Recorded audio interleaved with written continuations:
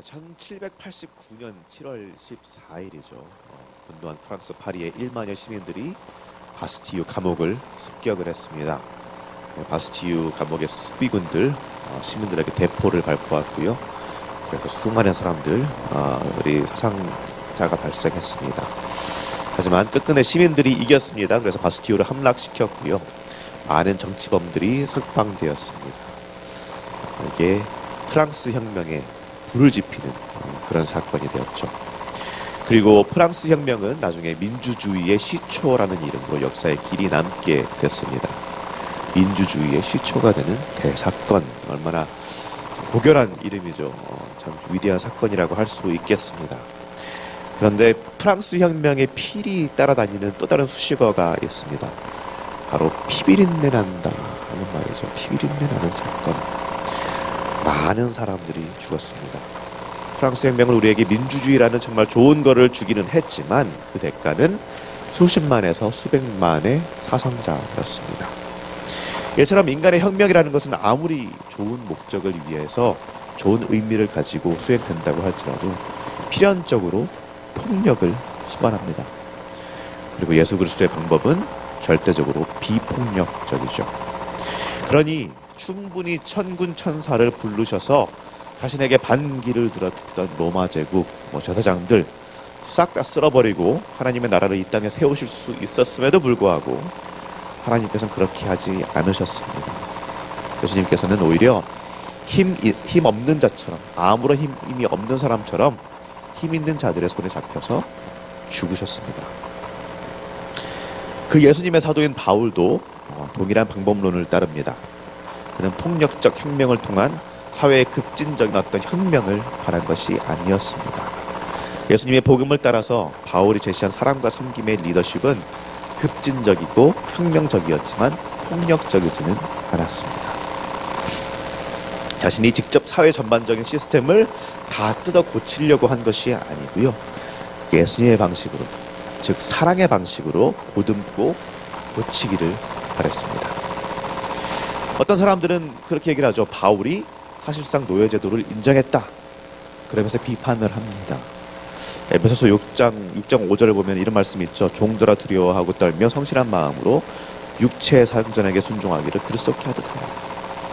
이 말을 보면서 예를 들면서 바울이 노예제도를 인정했다라는 식으로 얘기를 합니다.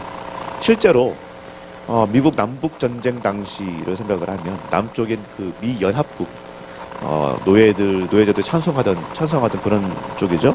그쪽은 성경을 무기로 삼아서 노예제도를 지지했습니다.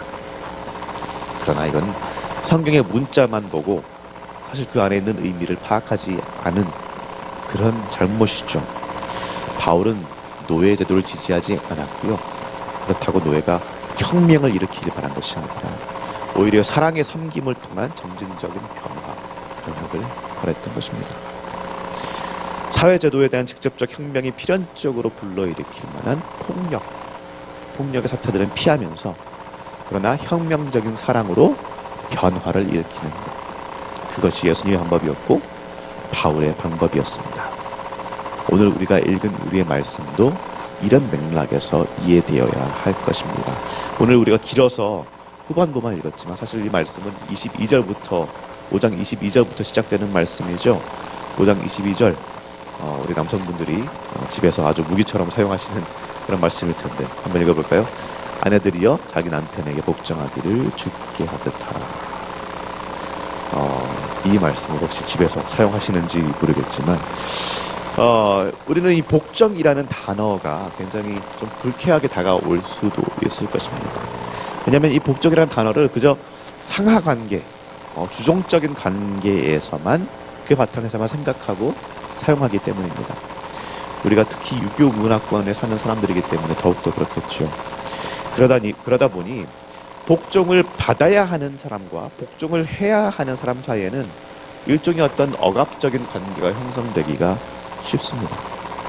그런데 성경적 복종은 그 복종이라는 하나의 단어로 귀결되지 않습니다. 그 하나의 단어만으로 존재되지 않습니다.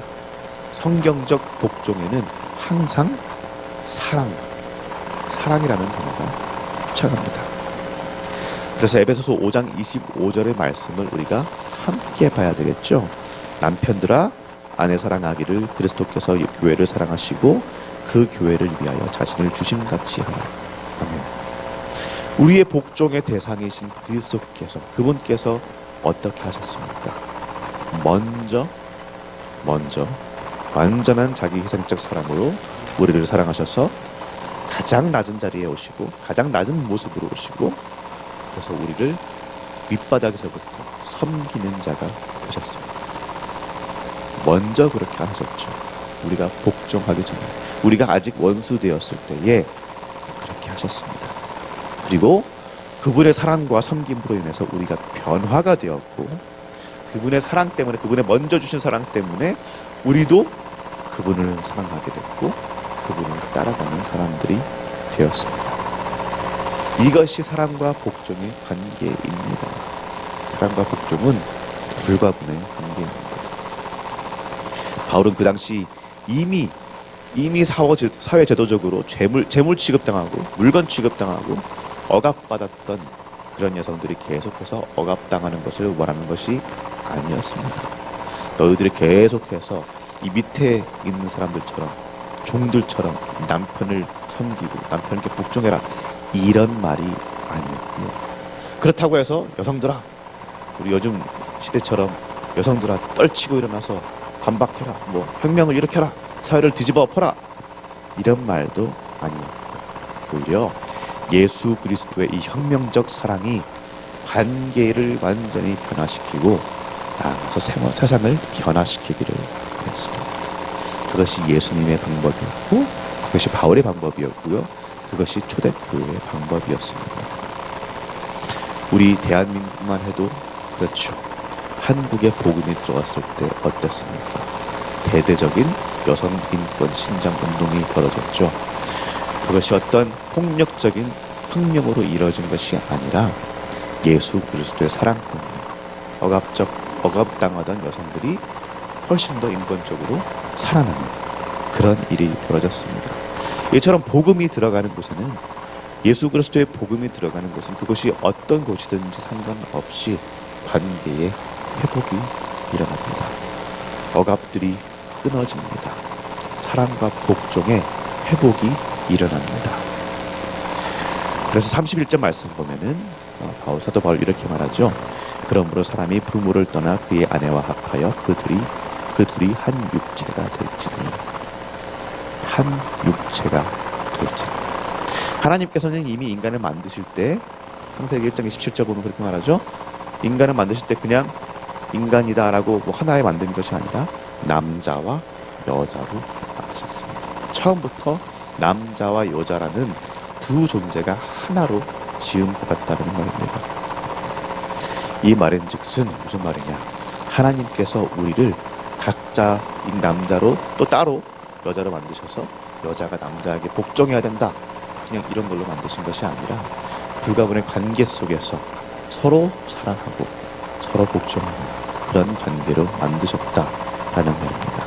그러니 우리가 예수 그리스도의 사랑을 우리의 마음에 품고 그분의 사랑을 들고 살면서 서로 복종하고 서로 사랑하면서 한 몸된, 정말 그리스도의 본을 보이는 그런 삶을 살아내야 하겠습니다. 이것이 우리의 가정에서 이루어져야 될 일이고요. 당장 오늘 집에 이제 새벽기도 끝나고 집에 들어가셔서 아내를 보실 때, 남편을 보실 때 그렇게 살아내셔야 되겠고요. 우리의 자녀에게도 이 사랑의 관계를 가르치셔야 되겠고, 그들이 그렇게 사랑적으로 예수 그리스도의 사랑의 관계를 살 수 있도록 가르쳐 주셔야 되겠고요. 그리고 더 나아가서 이 말씀은 그리스도와 교회에 대한 말씀이기도 합니다. 그렇기 때문에 우리가 예수 그리스도를 섬길 때, 예수 그리스도께 복종할 때 그분의 사랑을 우리 가슴속에 깊이 받아들이고 그분의 사랑을 토대로 하나님과 함께하며 그분을 섬기는 삶을 살아내시는 그런 우리 성도님들 한 분 한 분 되시기를 바랍니다. 복음이 들어가는 곳에는 관계의 회복이 이루어집니다. 그것이 예수 그리스도의 혁명적 사랑의 필수적 결과물입니다. 그 결과물, 혁명적 사랑을 살아내시는 그런 우리 성도님들 한 분 한 분 되시기를 우리 주 예수 그리스도의 이름으로 축복합니다. 이제 같이 말씀을 생각하며 기도하도록 하겠습니다.